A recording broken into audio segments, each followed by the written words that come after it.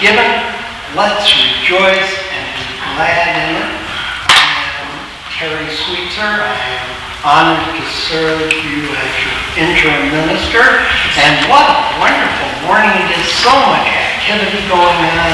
We have all of our social justice folks involved in the fair and the cafe participating. Just a grand day. And the search committee was here almost before me this morning doing all sorts of things. It's a wonderful hive of activity. Welcome, friends, to our time of worship together. Welcome to all those who have no church home, who need strength, and want to find community here. Welcome to those who have come seeking help and hope, and welcome to those who have come to offer help and hope. Welcome to people of all colors, all cultures, all shapes, abilities, sexual orientation, and gender identities, to old and to young. Welcome to everyone. We hope you find peace and uplift in our time together. We are using this year a thematic approach to worship, and we're trying to find ways that we can celebrate the strength of this community through that thematic approach. In October, we ponder what it means to be a people of sanctuary. We ask ourselves what we dare and what we can do to help each other to live the life we wish we could in community. Sanctuary is about, and this is our message for the month, sanctuary is about providing the space it takes to be able to do what needs to be done for love, even though sometimes that's very difficult. If you have an announcement to make this morning, I invite you to come forward to the microphone here, and please keep your announcement brief. This is a jam-packed service. I get so nervous when they arrive at the mic with costumes.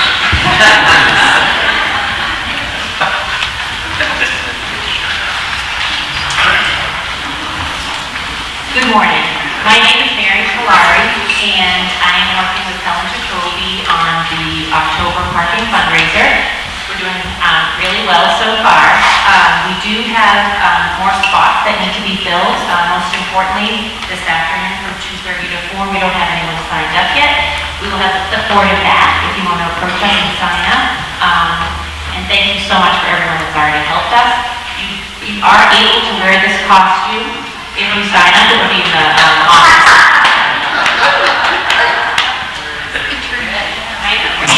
Hello, my name is Joe Bain. I'm one of your ministerial search committee members. We have some announcements before we go to those. I just want to say that the more we learn about this process, the more we realize that the more we can share about ourselves and who we are, the more likely we'll get a minister that will walk with us into where we're going as a congregation. And in the end, you all will be the ones who decide how we minister. So I wanted to say that the survey will drop today at some point. We're hoping there's some glitches with the email, but it will start today. You'll get a link in your email if you have an email address with us. It's also available in paper copies, and we will also have a link that you can go to take the survey. We will also set up some kiosks out here to take the survey here on these iPads this Sunday and next Sunday. And also, part of the meeting, we will be discussing amongst ourselves what our weaknesses, what our challenges are, what our strengths are, and what we hope to see. We'll start next Sunday. There's a sign-up online called signup.com, and you can also sign up on some sheets that will be passed around today. And in your order of service, there's questions to think about and contemplate before you come to the cottage meetings that we'll be discussing at the cottage meeting. think that's it. Okay, thanks. I'm also on the search committee. Mine's short. I have the paper copies. If you do not regularly receive emails, like if you don't get the e-journal in your email on Fridays, come see me at Fellowship, and I have paper copies of the survey. You'll need to fill them out and have them back to the church office by October 31st. So you have about 10 days to fill them out, but sooner is better than later.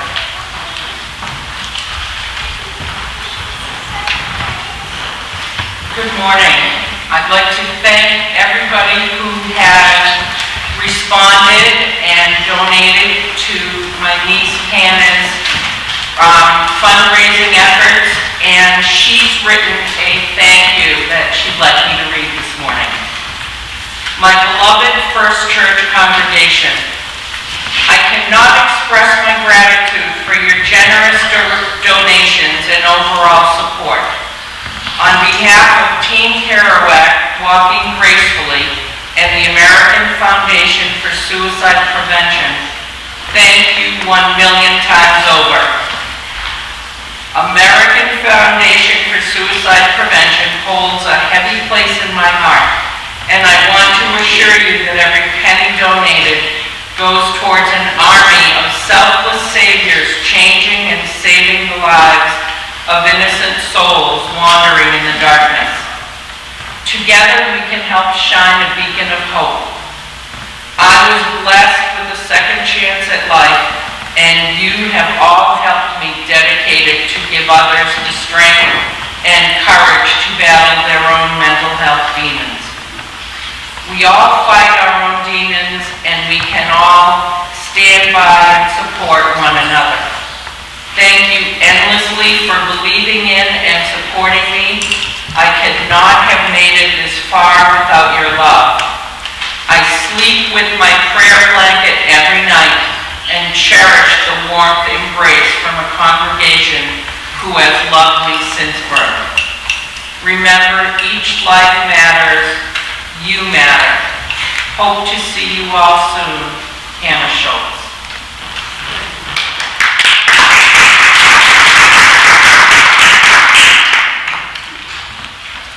Well, that's hard to follow. I just wanted to thank everyone from R&E, the bottom of our hearts, to those of you who helped us decorate, helped us provide things for the children. We had a great party. Thank you to everyone who volunteered and attended. And I'd like to remind all the families that next week is our Halloween party here during Sunday service. So please have your little loved ones come dressed and ready to parade through the meeting house in the morning. Thank you. Thank you. Busy times. But we have some wonderful social justice activities going on today, and we have special pulpit editors. Who's first? All right. Good morning, everyone. Tanya Stepashuk from the Social Justice Committee. I'm sharing this with Jim Ogdenby this morning. Every week when I come to First Church, one of the first things I do is read the featured principle that's in the order of service. I just love them. They're so simple in wording, but far-reaching in practice. They're all wonderful, but one that particularly speaks to me is the second principle: justice, equity, and compassion in human relations. Reverend Emily Gage from the Unity Temple in Chicago has said, justice, equity, and compassion in human relations points us towards something beyond inherent worth and dignity, the first principle. It points us to the larger community. It gets at collective responsibility. It reminds us that treating people as human beings is not simply something we do one-on-one, but something that has a systematic implication and can inform our entire cultural way of being. This principle challenges us to go farther than the work we do with individuals, which is very important. We must go further than the paternalism that sometimes inhibits our ability to see issues of injustice from the perspective of those living through it, and only work on issues we personally deem worthy. We're called upon to think of the larger community, all its members, to uncover, probe, and work with those who are affected to try and remedy institutional injustices that are part of our society and sometimes become invisible if we're not personally, directly affected by them. The idea of bringing in justice, equity, and compassion into our relationships is the idea behind much of the social justice and outreach work we do at First Church. It's also behind my personal passion for issues such as Salem Sanctuary City Ordinance last year, ECHO initiatives for criminal justice reform, and my support of ballot question number 3, which we'll be voting on November 6th. This ballot question supports transgender rights and non-discrimination generally. We're also talking about the idea of sanctuary this month at First Church. What a fitting theme. Sanctuary is closely related to the second principle. Sanctuary is not only what we can offer to each other on a one-on-one basis, but the offer that we can make to our fellow humans on a larger scale, a sense of peace and safety, of equity and justice, that this safety isn't offered only to privileged ones who are born in a certain place or with certain traits. First Church has an important tradition of being a welcoming congregation, although we haven't always got it right throughout the years. We were one of the first churches to marry gay and lesbian couples. We proudly proclaim ourselves an LGBTQ welcoming congregation. I want to remind you that the T in there stands for transgender. I'm not going to pretend to be an expert on transgender issues, although I will share a few facts in a moment. And you don't have to be an expert either to care about the ballot question, number 3, that we'll be voting on in just a few weeks. All you have to do is care about the second principle, and to imagine the injustices that transgender individuals have to endure, both individually and institutionally. These are members of our community. And once I began talking to some of you about this issue, I discovered that transgender individuals are our nephews and nieces, our students, our neighbors, our friends, and probably connected to us in ways we didn't even fully realize. When we think about discrimination, I'd like to point out that in 2017, advocates tracked at least 29 deaths of transgender people in the United States due to fatal violence, the most ever recorded. The law on the ballot, question 3, was passed in 2016, 2 years ago, and it prohibits discrimination in public accommodations on the basis of gender identity. This means that we already have a law on the books that was passed by our House and Senate and signed into law by our governor. A group of people sought to put it on the ballot to undo these protections. This is what we're fighting to keep. A lot of the rhetoric on this ballot question relates to which bathroom people are allowed to use. And to bring this back to my earlier thoughts, what is more of a sanctuary than the bathroom? Hopefully, a place of retreat and safety. Our transgender community members are looking to use the bathroom in peace, not to be singled out or forced to use a public bathroom of the opposite gender than the way they identify. In my mind, this seems so simple.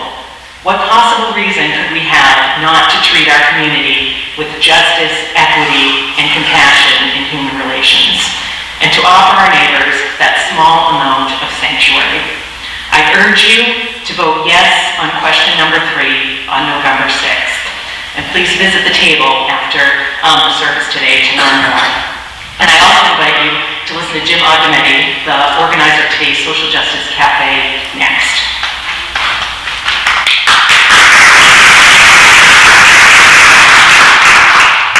Thank you, Tanya. My name is Jim Ogdemetti, the chair of the Social Outreach Committee.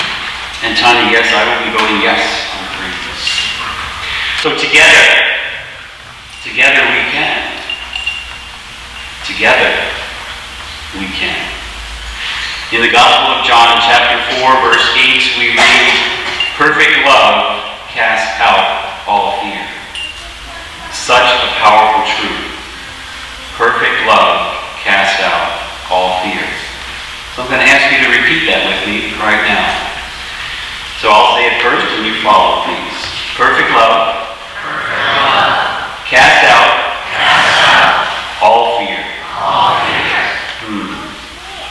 I have 2 questions for you. Is fear an emotion or an action? Thank you.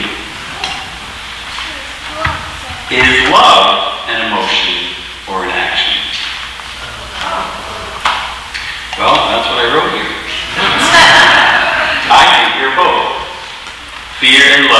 both emotions and actions.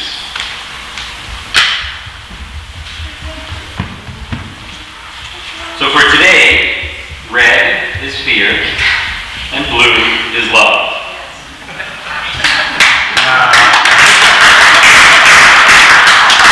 So for today, blue is love, red is fear. The fear pervading our nation right now is unprecedented. We've all seen and felt more fear than we could ever imagine. I don't know about you, but I am tired of it. Are you tired of it? Please repeat with me. I am tired of it. Ready? I am tired of it. So now what?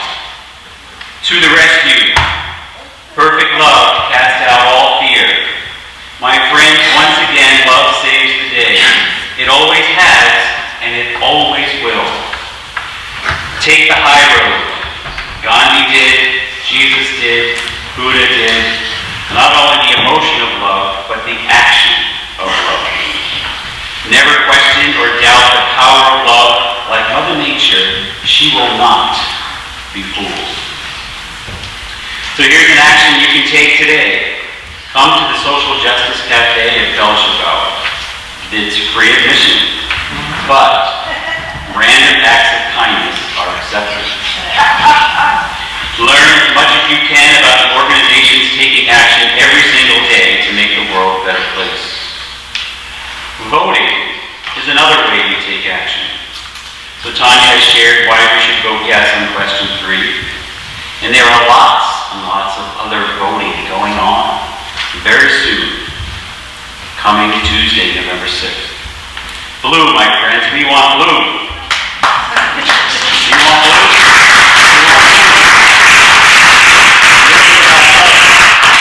So I'm leading an initiative supporting a program called Postcards to Voters. The program has one objective: enabling Democrats to send postcards, voting reminders to other Democrats throughout the country. So this organization was founded in March of 2017, just 18 months ago, when over 20,000 volunteers have sent out over 3 million postcards in over 100 key close elections, many with Democratic victories. A blue wave, my friends, a midterm election. We want a blue wave. So be part of the resistance. So if you want to be a part of this, see me at the table at the Social Justice Cafe.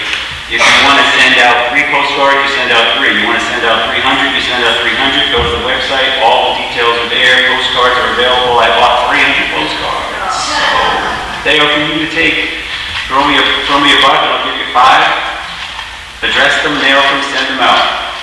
And we will make a difference, right? We know Massachusetts is a pretty blue state, so we want to get those states that have close tight elections. So we're getting Democrats to get out, right? If you're a Democrat, can I say that in church? If you're a Democrat? I think I can. So join us and enable and mobilize our friends that wear blue, love blue, and are blue. We'll see you there. See you at the Social Justice Cafe. Thank you.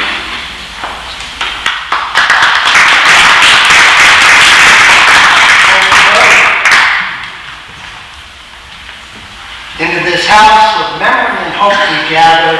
We don't always do all that our hearts command, but life is ever generous with new opportunities for love and daring.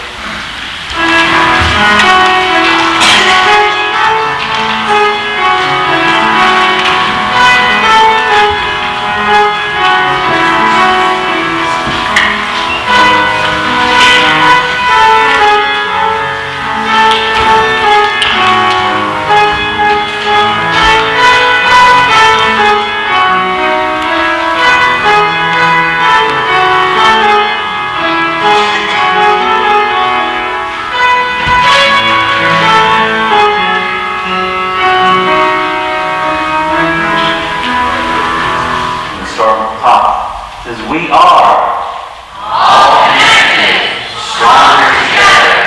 Love stands the world, called to create justice, responsible for one another and neighbor.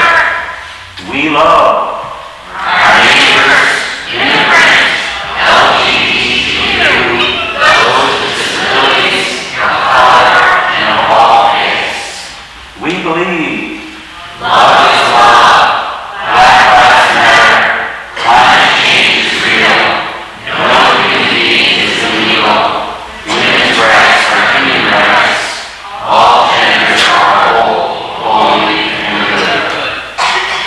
I light this chalice this morning in celebration of the sanctuary we find when we share with the world who we are, who we love, and what we believe.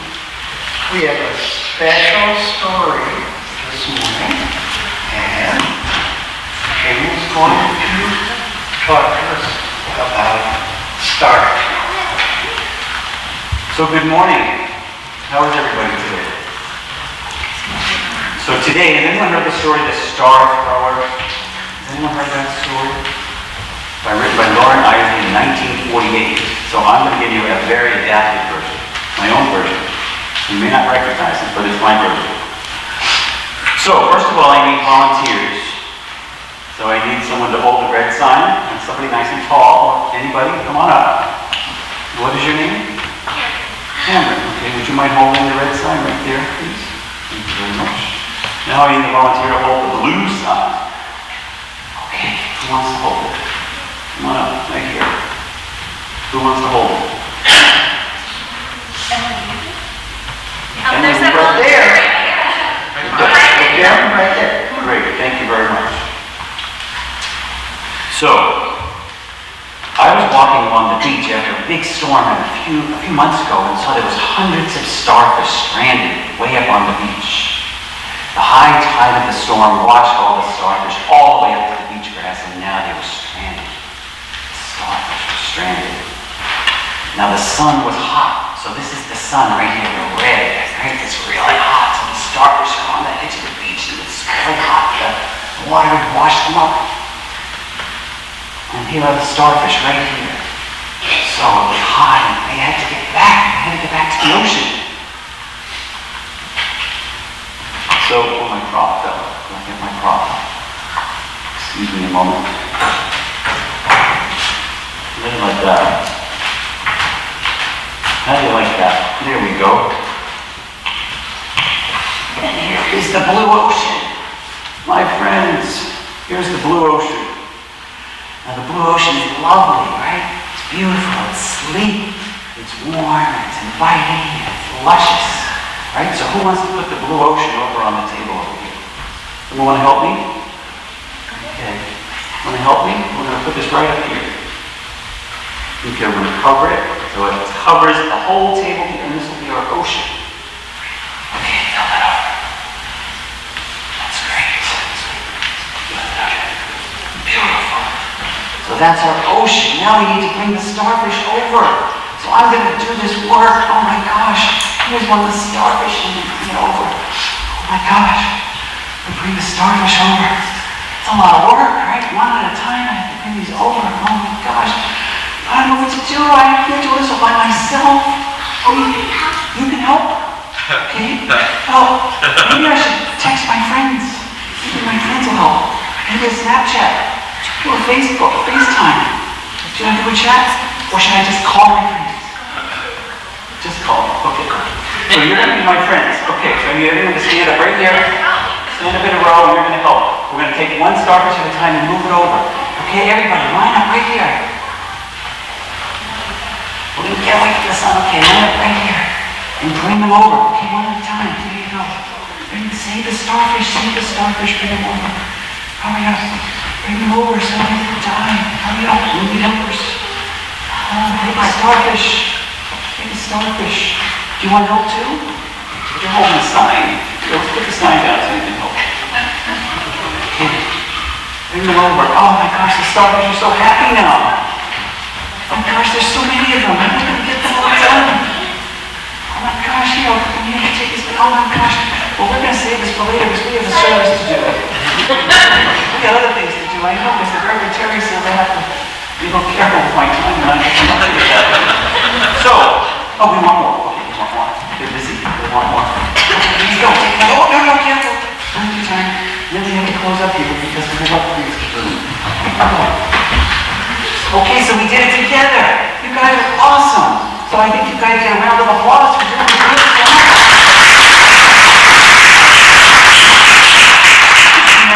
You always bring your friends in and you want people to help you, right? You don't have to do it yourself. Bring your friends in and your friends will help, and that's what it's about. Together we can. Thank you very much.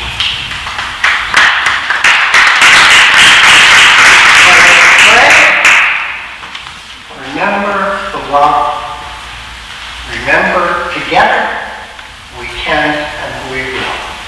Go now in peace.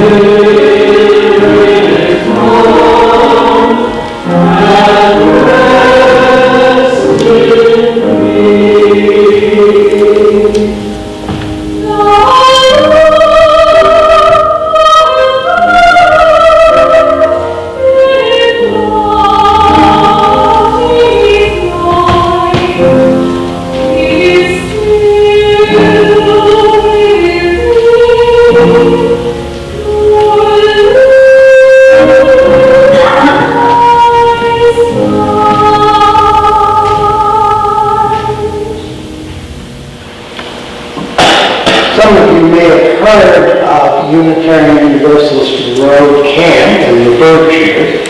For many years I was there as a candidate councilman, and I learned there the power of cheer, good cheer. In my day, the place was presided over by Priscilla Layton, and she was the most deliberately cheerful person I had ever run across. And she would make the camp up every morning from the porch overlooking the cabin, and she would call out to each cabin, or someone in each cabin, and she'd say, "Daddy, the party's across the road! Daddy, the party's across the road!" And she'd keep going until Daddy said, "The pumpkin!" This really took to me, and I started to go out on the porch while Chris was doing this and enjoyed it enormously. She finally asked me to do it, and I did it, but then I decided to be really strong. What we should have is a loudspeaker. So we could broadcast. So I brought the camp's square dancing equipment and microphone to the porch. Well, you can see how this started to go, and I would always end with a favorite song of mine, "Keep on the Sunny Side." You know the song. Keep on the sunny side, always on the sunny side. Keep on the sunny side of life, and so on. Well, I know this talk about cheer may well be annoying to some of you whose day is not going exactly perfectly, or who having some difficulties in life. But you see, I believe cheerfulness is not a mood, but a deliberate response to living, which starts with the deep faith that amid life's paradoxes, there is almost always something to smile about. Some of you may have encountered this too, but many years ago in Maine, I was riding along in the car with my wife, and we saw a sign that said fresh Maine produce. And we thought, that's interesting. We followed it, and we got to a place finally where a number of people were there, and we walked up, and there was a sign, and it said, "Poison ivy for sale." That was the produce. And I said to the proprietor, "You don't expect to sell any poison ivy, do you?" And she said, "For years I've been trying to get rid of this, nothing works. But ever since I put that sign out there, I haven't sold any, but I have met some of the most interesting people."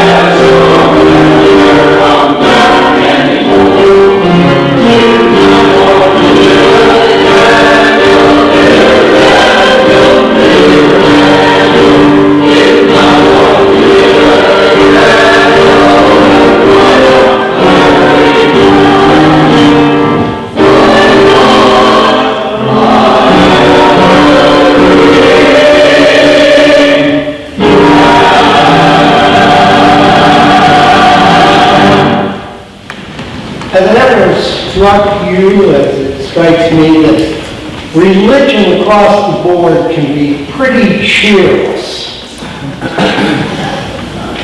I read you the piece from the Bible that speaks directly to the idea of sanctuary, and it is very, very serious.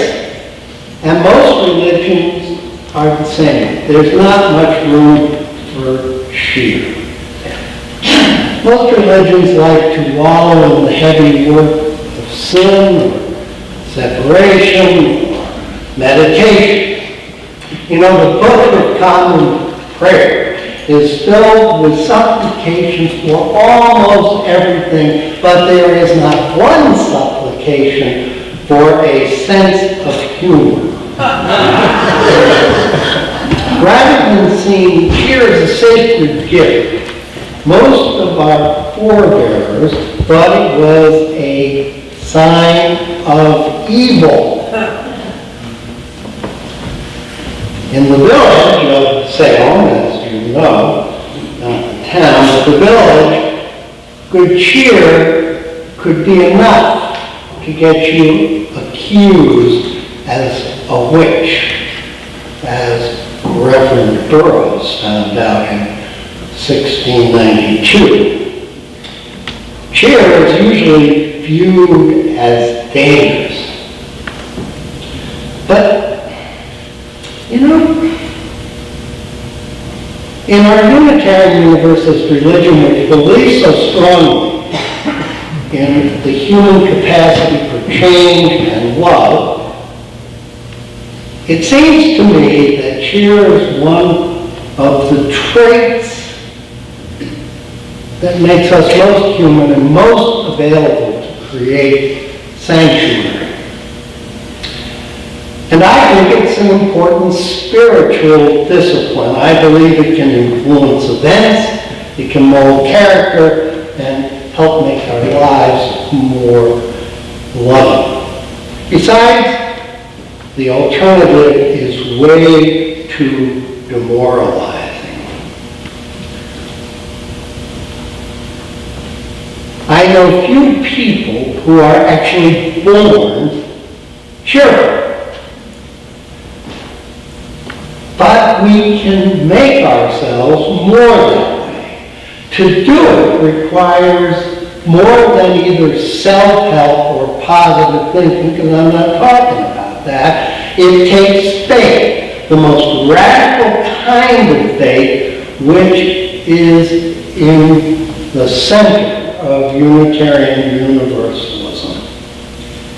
It is the audacious faith that you sitting here right now are a miraculous divine creation. What you do and what you think from this moment on is an expression of the wonder-filled breath of life. That is the radical faith of Unitarian Universalism. That is the audacious assertion of this religion. But mostly, because we take ourselves too much for granted, we tend not to realize that, to celebrate it. And if you can find a little of that faith, cheerfulness can follow a simple but difficult course of these three things: realization, resolution, and rejoicing. The realization consists of seeing that in every situation there is a potential for wonder. If we can only cultivate the sense of it. When main poison ivy becomes produce, we realize that life is more precious. Realization. Resolution is the strength that it's necessary to insist on cheer even though we are tempted to gloom. When intransigent plans become opportunities for merriment, iron resolve has triumphed. And rejoicing is the capacity to celebrate victories of realization and resolution whenever life provides them.